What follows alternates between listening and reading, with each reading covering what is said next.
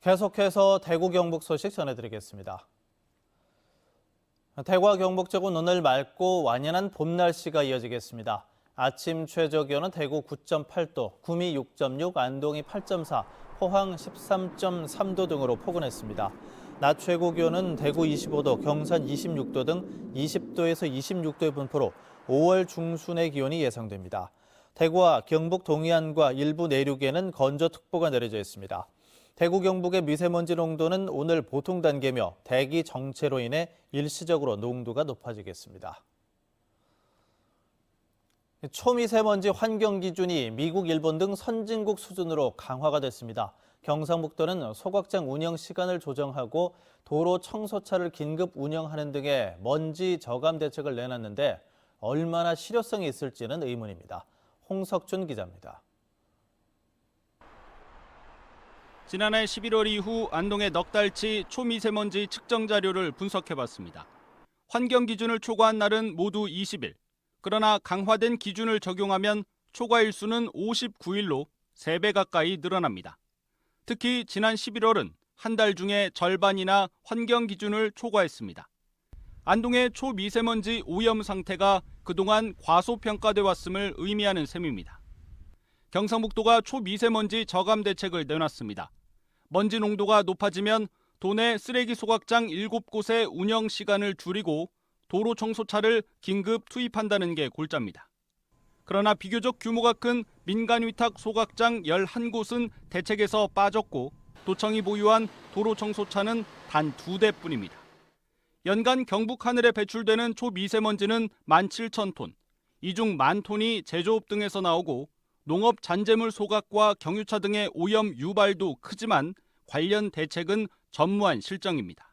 큰 공장을 어떻게 하지 않고는 할 수 있는 방법이 굉장히 없습니다. 경제적으로 문제가 되기 때문에 실제적으로 국민들이 또는 정부에서 손쉽게 할 수 있는 대책은 안동 영주는 작년에 와서야 겨우 초미세먼지 측정이 시작됐고 문경과 예천 등 도내 15개 시군은 아직도 초미세먼지 측정 시설이 없습니다. 실효성이 의심되는 대책보다는 촘촘한 측정망 설치가 더 시급하다는 지적이 나오는 이유입니다. MBC 뉴스 홍석준입니다.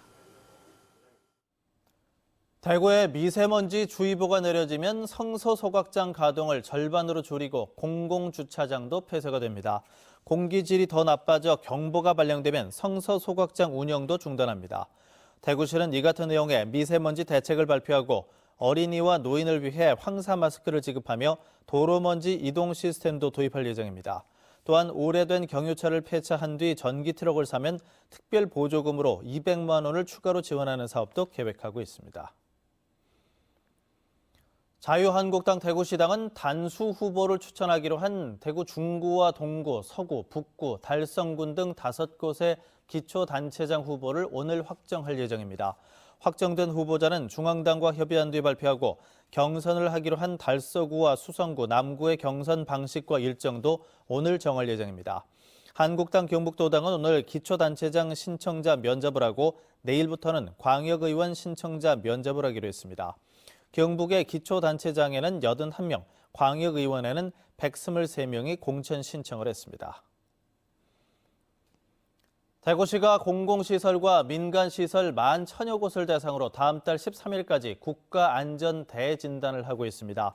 지금까지 10,000여 곳의 점검을 마쳤는데 안전관리 규정을 지키지 않거나 방화문 관리가 부실한 20여 곳에는 50만 원에서 200만 원의 과태료 처분을, 피난시설 수신기 불량 등 40곳에는 즉시 조치 명령 처분을 내렸습니다.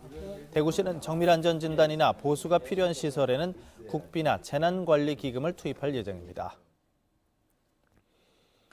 대구 경북 고용 상황이 나아지고는 있지만 내용을 보면 열악한 부분이 많습니다. 한국은행 대구 경북 본부에 따르면 지난 2016년 대구 경북 임금 근로자 수는 2008년 이후 연평균 대구 1.9%, 경북은 2.7%씩 늘었습니다. 하지만 2008년과 비교하면 대구는 비정규직 근로자 수가 전국 평균보다 높고 저임금과 최저임금 미만을 받는 근로자가 많습니다. 한국은행은 비정규직을 정규직으로 바꾸고 신성장 산업개발과 양질의 고령층 일자리 늘리기 같은 노력이 필요하다고 조언했습니다. 지난 폭설에 대한 피해 집계가 당초 지난주 마무리될 예정이었지만 피해가 집중된 영천 지역 피해 조사가 늦어지면서 지연되고 있습니다. 영천 지역 피해 면적이 예상보다 늘어난 것으로 알려지고 있습니다.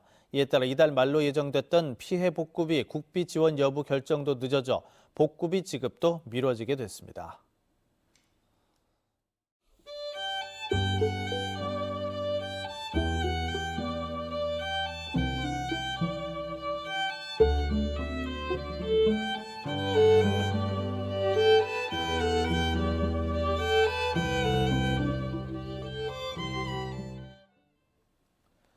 (930) MBC 뉴스를 마칩니다. 고맙습니다.